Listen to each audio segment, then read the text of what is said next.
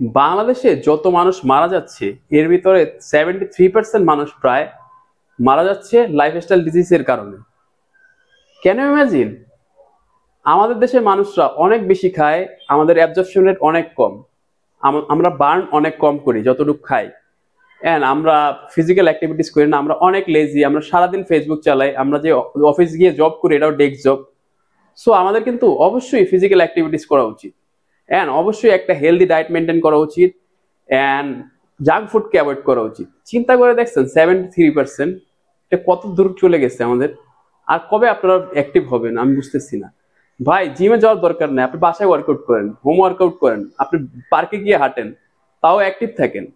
আপনি কার্বোহাইড্রেট খাচ্ছেন প্রচুর, 2-3 প্লেট ভাত খাচ্ছেন, কিন্তু আপনি কি ওরকম অ্যাক্টিভ?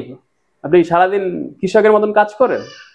আপনি যান অফিসে, যান অফিসে গিয়ে ডেস্কে বসে ওয়ার্ক করেন, আবার চলে আসেন। অবশ্যই আপনি ব্যায়াম করেন।